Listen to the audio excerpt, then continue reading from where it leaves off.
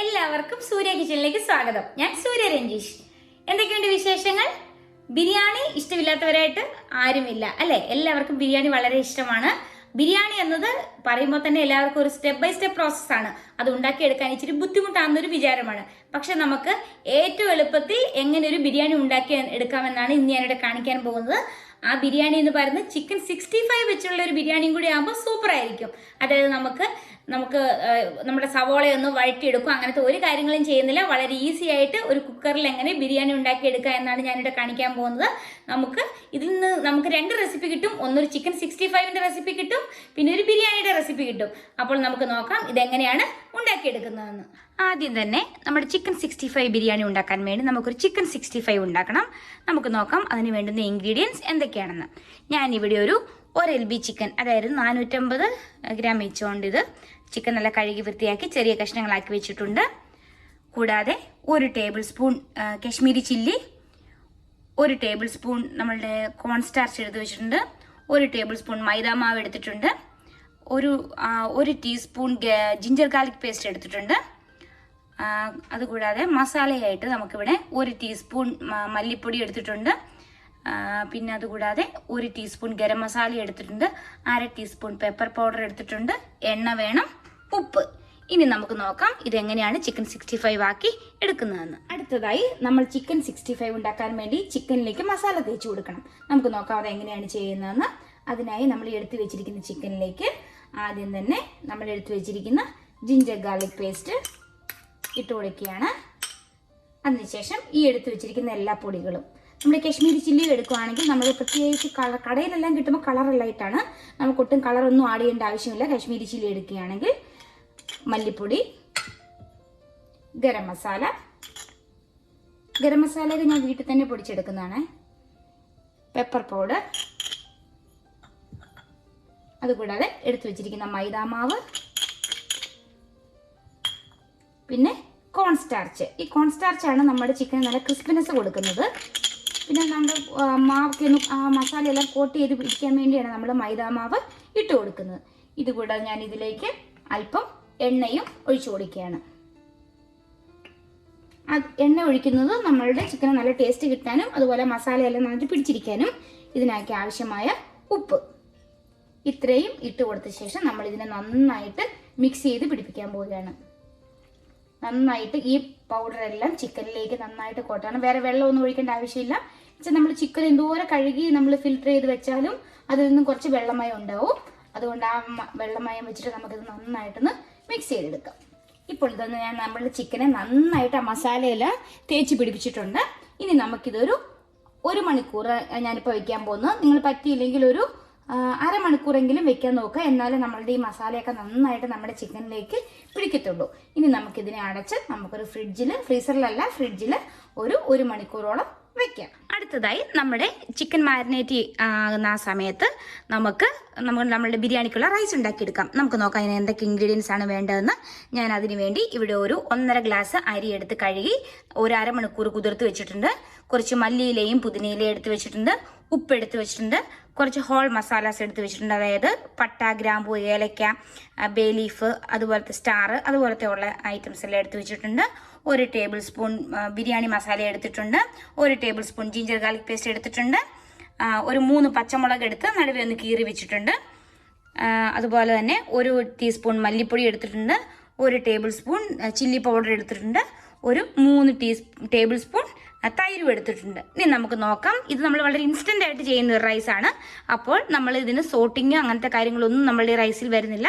നമുക്ക് നോക്കാം ഇതെങ്ങനെയാണ് ഉണ്ടാക്കിയെടുക്കുന്നതെന്ന്. ഇപ്പോൾ ഞാൻ നമ്മളുടെ എല്ലാ പൗഡറും, നമ്മുടെ തൈര്, ഉപ്പ്, ജിഞ്ചർ ഗാർലിക് പേസ്റ്റ് പൗഡർ എന്ന് പറഞ്ഞാൽ ഏതൊക്കെയായിരുന്നു, മല്ലിപ്പൊടിയുണ്ട്, മുളക് പൊടിയുണ്ട്, ബിരിയാണി മസാല, ഇതെല്ലാം കൂടെ നന്നായിട്ട് ഈ തൈരിലേക്ക് ഇട്ടൊന്ന് മിക്സ് ചെയ്തെടുക്കുകയാണ്. ഇപ്പോൾ നമ്മുടെ മസാല നന്നായിട്ട് മിക്സ് ആയിട്ടുണ്ട്. ഇനി നമുക്ക് നമ്മുടെ റൈസ് എങ്ങനെയാണ് കുക്ക് ചെയ്യുന്നതെന്ന് നോക്കാം. അടുത്തതായി നമ്മളുടെ റൈസ് കുക്ക് ചെയ്യാൻ വേണ്ടി ഞാനൊരു കുക്കർ അടുപ്പിൽ വെച്ചിട്ടുണ്ട്. അതിലേക്ക് ഞാനൊരു 1 ടേബിൾ സ്പൂണോളം നെയ്യും ഒഴിച്ചിട്ടുണ്ട്. ഇപ്പം ആ നെയ്യൊക്കെ ചെറുതായിട്ടൊന്ന് ചൂടായിട്ടുണ്ട്. ആ സമയം ഞാൻ എടുത്തു വെച്ചിരിക്കുന്ന നമ്മളുടെ ഹോൾ സ്പൈസസ് ഇതിലേക്ക് ഇട്ട് കൊടുക്കുകയാണ്. ശേഷം ഇത് ചെറുതായിട്ട് നെയ്യിൽ കിടന്നൊന്ന് മൂത്ത് വരണം. നമ്മളുടെ പാത്രം നല്ല ചൂടായിരിക്കുന്നത് പെട്ടെന്ന് തന്നെ അത് റെഡിയാവും. ഈ സമയം ഞാൻ ഇതിലേക്ക് നമ്മളുടെ പച്ചമുളകും കൂടെ ഇട്ട് കൊടുക്കുകയാണ്. അതിനുശേഷം ഫ്ലെയിം നന്നായിട്ട് കുറച്ച് വെക്കുക. നമ്മൾ എടുത്ത് വെച്ചിരിക്കുന്ന റൈസിനെ ഞാൻ ഇതിലേക്ക് ഇട്ട് കൊടുക്കുകയാണ്.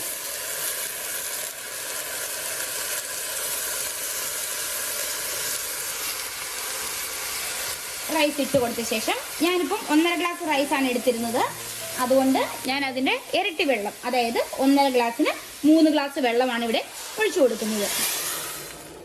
നിങ്ങൾ ഏത് ഗ്ലാസ്സിനാണ് അരി അളക്കുന്നത് അതേ അളവിൽ തന്നെ ആ ഗ്ലാസ്സിൽ തന്നെ എപ്പോഴും വെള്ളം എടുക്കാൻ ഓർക്കുക. അതിനുശേഷം ഇതിനെ ഒന്ന് ഇങ്ങനെ ഇളക്കി കൊടുത്ത ശേഷം നമ്മൾ ഓൾറെഡി റെഡിയാക്കി വെച്ചിരുന്ന തൈരൊക്കെ ഇട്ടൊരു മസാലയുണ്ടല്ലോ, ആ മസാലയും കൂടെ ഞാൻ ഇതിലേക്ക് ഇട്ട് കൊടുക്കുകയാണ്.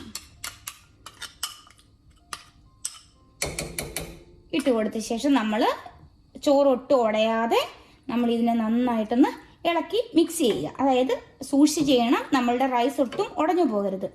അതായത് ഓൾറെഡി സോക്ക്ഡ് ആണല്ലോ, അതുകൊണ്ട് ഉടഞ്ഞു പോകാതിരിക്കാൻ വേണ്ടിയാണ് സൂക്ഷിച്ചിങ്ങനെ ഇളക്കണമെന്ന് പറയുന്നത്. ഇങ്ങനെ നന്നായിട്ടൊന്ന് മിക്സ് ചെയ്ത് കൊടുക്കുക. അതിനുശേഷം എടുത്തു വെച്ചിരിക്കുന്ന മല്ലിയിലയും പുതിനയിലയും കൂടി ഇതിനകത്തേക്ക് ഇട്ട് കൊടുക്കുക.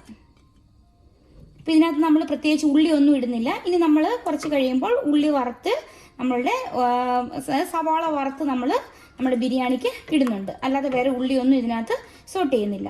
ഇപ്പം ഇതിലേക്ക് ഐറ്റംസ് എല്ലാം ഇട്ട ശേഷം നമ്മൾ ആവശ്യത്തിന് ഉപ്പിട്ട് കൊടുക്കണം. നമ്മൾ ഓൾറെഡി മസാലയ്ക്ക് കുറച്ച് ഇട്ടിട്ടുണ്ടായിരുന്നു. ഇപ്പം ഞാൻ നോക്കിയപ്പോൾ എനിക്ക് കുറവാണ്.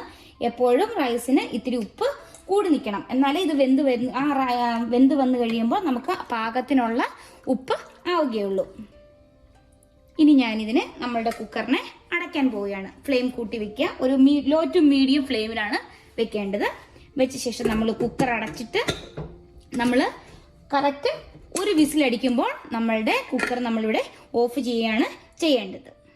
അടുത്തതായിട്ട് നമുക്ക് നമ്മുടെ ചിക്കനൊക്കെ ഫ്രൈ ചെയ്യണം. അതിനു വേണ്ടി ഞാനിവിടെ കുറച്ച് എണ്ണ ചൂടാകാൻ വെച്ചിട്ടുണ്ട്. നമ്മൾ നന്നായിട്ട് എണ്ണ ഒഴിക്കണം. ഈ ചിക്കൻ മുങ്ങിക്കിടക്കുന്ന പോലെ എണ്ണ വന്നിട്ടില്ലെങ്കിൽ നമ്മളുടെ ചിക്കൻ അത്ര ടേസ്റ്റി ആയിട്ട് കിട്ടില്ല, അതുപോലെ തന്നെ നല്ല ക്രിസ്പി ആയിട്ടും കിട്ടില്ല. ആദ്യം നമുക്ക് ചിക്കൻ വറുക്കുന്നതിന് മുമ്പ് തന്നെ നമുക്ക് നമ്മുടെ ബിരിയാണിക്കുള്ള കുറച്ച് സവാള നമുക്ക് വറുത്തെടുക്കാം. ഞാൻ അതിനു വേണ്ടി ഇവിടെ നല്ല സ്ലൈസ് ചെയ്ത് വെച്ചിട്ടുണ്ട്. നല്ല കനം കുറഞ്ഞ അരിഞ്ഞ് നമുക്കിതിനെ നന്നായിട്ടൊന്ന് വറുത്തെടുക്കാം. ഈ സവാള ഇങ്ങനെ ഇട്ട് കൊടുത്ത ശേഷം ഒരല്പം ഉപ്പും കൂടി ഒഴിച്ചു കൊടുക്കുക. അപ്പോൾ സവാള പെട്ടെന്ന് തന്നെ നമുക്ക് വറുത്തെടുക്കാൻ പറ്റും. ഞാൻ ഇതിലേക്ക് അല്പം ഉപ്പും കൂടെ ഇട്ട് കൊടുക്കുകയാണ്. ഇനി ഈ സവാള നല്ല ഹൈ ഫ്ലെയിമിലിട്ട് തന്നെ ചെയ്യാം. ഇട്ടിച്ചെങ്ങും പോകരുതെന്നേ ഉള്ളൂ. ഇളക്കിക്കൊണ്ട് നിന്ന് കഴിഞ്ഞാൽ നമുക്ക് പെട്ടെന്ന് തന്നെ ഈ സവാള വറുത്തെടുക്കാം. ഇപ്പോൾ ഇതാ നമ്മുടെ സവാള ഇവിടെ നന്നായിട്ട് ഫ്രൈ ആയി വന്നിട്ടുണ്ട്. ഇപ്പോൾ ഫ്ലെയിം നന്നായിട്ട് കുറച്ചിടുക, ഇല്ലെങ്കിൽ നമ്മളിത് കോരി എടുക്കുമ്പോഴത്തേനും കരിഞ്ഞു പോകാൻ ചാൻസ് ഉണ്ട്. അതിനുശേഷം നമുക്കിതിനെ കോരി മാറ്റാം. അടുത്തതായി നമ്മളുടെ ചിക്കൻ ഞാനിവിടെ 1 മണിക്കൂറോളം മാരിനേറ്റ് ചെയ്ത് വെച്ചിട്ടുണ്ടായിരുന്നു. ഇനി ഈ ചിക്കനെ നമുക്ക് ഫ്രൈ ചെയ്തെടുക്കാം. ഇപ്പം കണ്ട മസാലയൊക്കെ നന്നായിട്ട് പിടിച്ചിട്ടുണ്ട്. ഈ സമയം ഫ്ലെയിം ഒന്ന് കുറച്ച് വെച്ച ശേഷം നമുക്ക് ഓരോ ചിക്കനായിട്ട് ഇങ്ങനെ ഓരോ പീസസ് ആയിട്ട് ഇട്ട് കൊടുക്കാൻ ശ്രദ്ധിക്കുക, ഇല്ലെങ്കിൽ ഒട്ടിപ്പിടിച്ചിരിക്കാൻ ചാൻസ് ഉണ്ട്.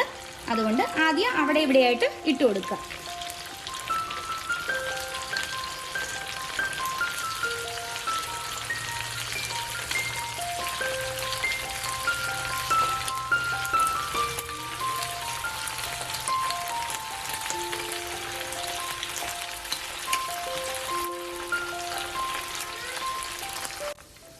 ഇപ്പോൾ ഞാൻ ഒരു പകുതിയോളം ഞാൻ എടുത്തു വെച്ചിരുന്ന ഒരു പകുതിയോളം ചിക്കനാണ് ഇതിലേക്ക് ഇട്ട് കൊടുത്തിട്ടുള്ളത്.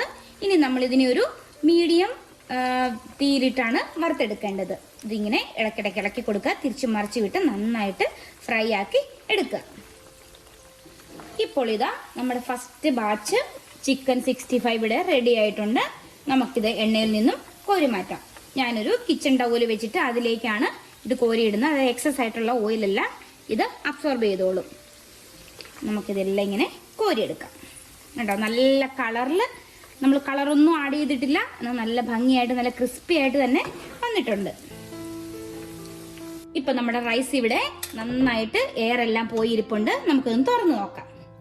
കണ്ടോ, നമ്മുടെ റൈസ് നല്ല അടിപൊളിയായിട്ട് വന്നിട്ടുണ്ട്.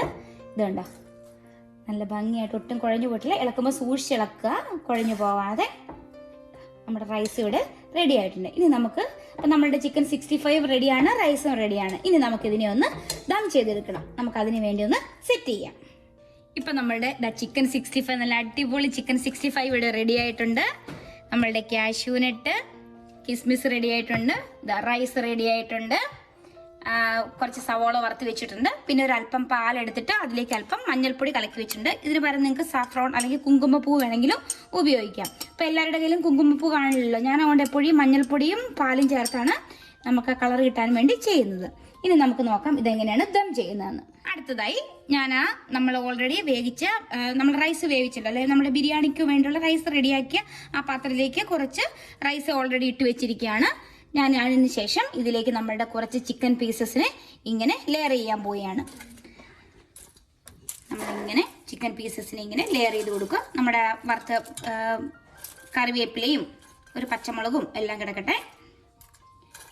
ഇങ്ങനെ ഇട്ടതിന് ശേഷം ഞാൻ ഇതിൻ്റെ മുകളിലേക്ക് കുറച്ച് സവോള വറുത്തതും കൂടി ഇടുകയാണ്. നമ്മൾ വേറെ ഒനിയനൊന്നും നമ്മുടെ റൈസിന് ഇട്ടിട്ടില്ല, നമ്മളിങ്ങനെ സവോള കൊണ്ട് വറുത്തതാണ് കൂടുതൽ നമ്മളിതിനകത്തേക്ക് ചേർക്കുന്നത്. അതിനുശേഷം ഞാൻ ഇതിലേക്ക് ഒരല്പം നമ്മളുടെ പാലും മഞ്ഞൾപ്പൊടിയും കൂടെ മിക്സ് ചെയ്തതും കൂടെ ഇങ്ങനെ സ്പ്രിങ്കിൾ ചെയ്ത് കൊടുക്കുകയാണ്. അതിനുശേഷം ഒരല്പം കാഷ്യൂനട്ടും കിസ്മിസും ഇടുന്നു. നമുക്ക് ഏറ്റവും മുകളിലത്തെ ലെയറിന് വേണ്ടി കുറച്ച് പുള്ളിയിടാം, അപ്പോൾ ഇടയ്ക്ക് കുറച്ച് ഇട്ട് കൊടുക്കാം. അതിനുശേഷം ഇതിലേക്ക് ഞാൻ ബാക്കി എടുത്ത് വെച്ചിരിക്കുന്ന റൈസും കൂടെ ഇട്ട് കൊടുക്കുകയാണ്. നല്ല ചൂടാണ്, ഒട്ടും ഉടഞ്ഞു പോകാതെ ശ്രദ്ധിക്കുക. ഇങ്ങനെ ഓരോന്നും നമുക്ക് ലെയർ ചെയ്യാം. അപ്പം റൈസ് ചിക്കൻ ആ രീതിയിൽ നമ്മളിതിനെ ലെയർ ചെയ്ത് എടുക്കണം. ഇത് നമ്മൾ കുക്കറിൽ വേവിച്ചുകൊണ്ട് ചോറ് നല്ല സോഫ്റ്റ് ആയിട്ടാണ് ഇരിക്കുന്നത്. കണ്ടോ, നമ്മൾ സാധാരണ ഊറ്റിയെടുക്കുന്നതിലും എനിക്ക് ഏറ്റവും ഇഷ്ടം ഇങ്ങനെ ഉണ്ടാക്കുന്നതെന്ന് വെച്ചാൽ എപ്പോൾ എടുത്താലും ചോറ് നല്ല സോഫ്റ്റ് ആയിട്ട് തന്നെ ഇരിക്കും. അതിനുശേഷം നമ്മൾ ഇതിലേക്ക് പിന്നെയും ചിക്കൻ വെക്കുകയാണ്. ചിക്കൻ നമ്മൾ പിന്നെയും ലെയർ ചെയ്യുകയാണ്. നല്ല ക്രിസ്പി ആയിട്ട് നല്ല ടേസ്റ്റ് ആയിട്ടും ഉണ്ട്. ഞാനിപ്പോൾ വറുത്ത് വെച്ച ചിക്കൻ മൊത്തം ഇതിനകത്തില്ല, കുട്ടികളും ഏട്ടനും എല്ലാം അങ്ങോട്ടും ഇങ്ങോട്ടും കയറി ഇറങ്ങിയൊക്കെ അവരെ കുറേ എടുത്തോണ്ട് പോയി. ഇതേണ്ടോ നമ്മളുടെ നമ്മൾ സാധാരണ കറിവേപ്പിലൊന്നും ഇല്ല, പക്ഷേ ഈ ചിക്കൻ 65 ആ എണ്ണയ്ക്കകത്ത് വറുത്തപ്പോൾ തന്നെ നല്ലൊരു ഫ്ലേവറാണ് കിട്ടിയിരിക്കുന്നത്. കൂടാതെ നമ്മൾ ചെയ്ത സെയിം പ്രൊസീജിയറിനെ ചെയ്യുന്നു.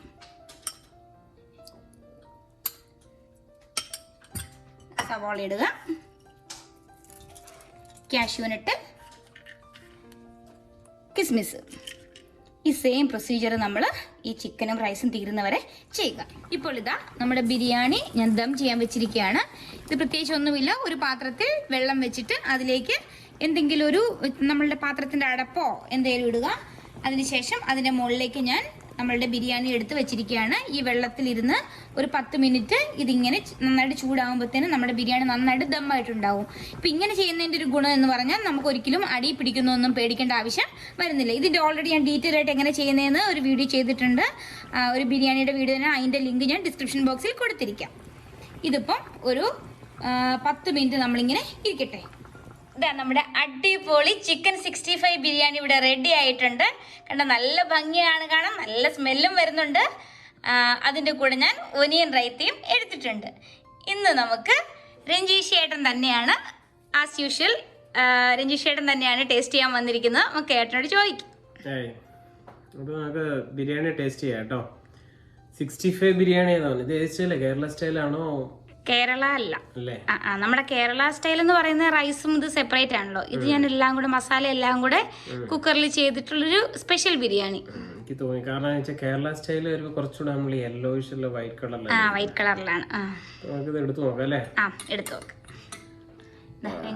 ഇങ്ങനെ അടിപൊളിയായിട്ട് സ്മെല്ലൊക്കെ എങ്ങനെയുണ്ട്? സ്മെല്ലുണ്ട്. ചിക്കൻ 65 കാണുമ്പോഴേ നല്ല ഒരു ഇതാ. കഴിച്ചോ അവിടെ ചിക്കൻ? ചിക്കൻ ഇങ്ങനെ മുറിച്ച്, ചിക്കനൊക്കെ എങ്ങനെയാണ്? സോഫ്റ്റ് ആണോ? സോഫ്റ്റാ. ഇത് റൈസും കൂടെ കൂട്ടി എടുത്ത് പിടിച്ച് കഴിച്ചോ.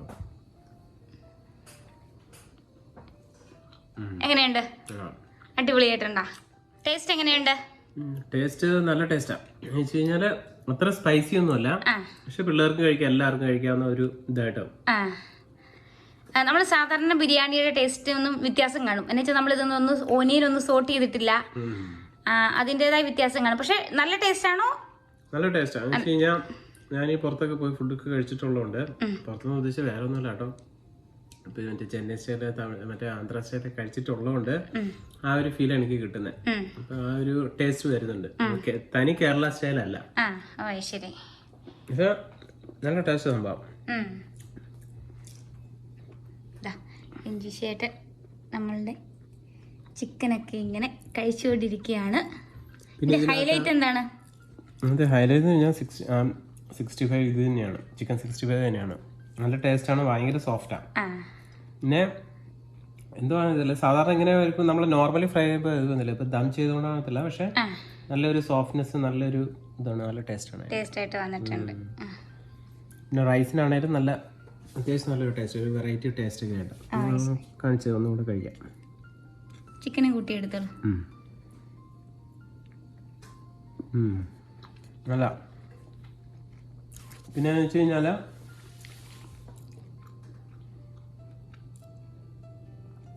ടേസ്റ്റ് എല്ലാം ഓക്കെ.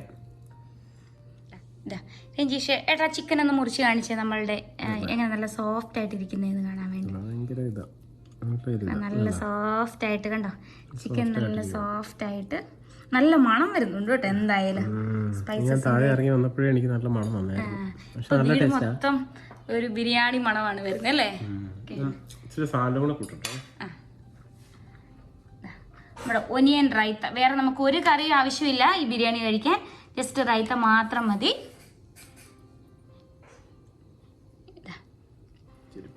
ചിക്കൻ പീസ് വന്നാലേ അതിന്റെ ഒരു ടേസ്റ്റ് വരുള്ളൂ. ബിരിയാണി ആവുമ്പോ നല്ലൊരു ടെക്സ്ചർ ഒക്കെയാണ്. കാഷ്യൂസ് കിട്ടുമ്പോഴും കാഷ്യൂസ് ഒക്കെ എപ്പോഴും വറുത്തിടുമ്പോ അല്ലേ. പിന്നെ ഇതിന്റെ മെയിൻ എന്ന് പറഞ്ഞു കഴിഞ്ഞാൽ നമ്മൾ ഒനിയൻ ഇട്ടിട്ടില്ല റൈസിൽ, പക്ഷെ നമ്മൾ ഒനിയൻ വറുത്തിട്ടിട്ടുണ്ട്. ആ ഇതിന്റെ ടേസ്റ്റ് വരുമ്പോ പ്രത്യേക ടേസ്റ്റ് ആയിരിക്കും. ചിലയിടത്ത് അവര് ഇതുപോലത്തെ 65 ബിരിയാണിക്കകത്ത് എഗ് പൊടി മാസില്ലേ അതിടാറുണ്ട്. ഇപ്പൊ നമ്മളിവിടെ ഒരു മുട്ട പുഴുങ്ങി വെച്ചിരിക്കുക, മുട്ട പുഴുങ്ങി റൈസിന്റെ കൂടെ വെച്ചിരിക്കുകയാണ്. അതായത് ഒരുമാതിരിപ്പെട്ട നല്ല മിക്സ് ഒക്കെ അതിനകത്ത് ആഡ് ചെയ്യാം. അപ്പൊ കുറച്ചൊരു ഒരു വെറൈറ്റി ടേസ്റ്റ് കിട്ടും, കഴിക്കാനും നല്ല. ഇനി ചെയ്യുമ്പോ നമുക്ക് അങ്ങനെ ചെയ്യാം. അപ്പൊ കൊള്ളാം. ഞാൻ അപ്പൊ അത് കഴിക്കട്ടെ. ശരി, അപ്പൊ ബൈ.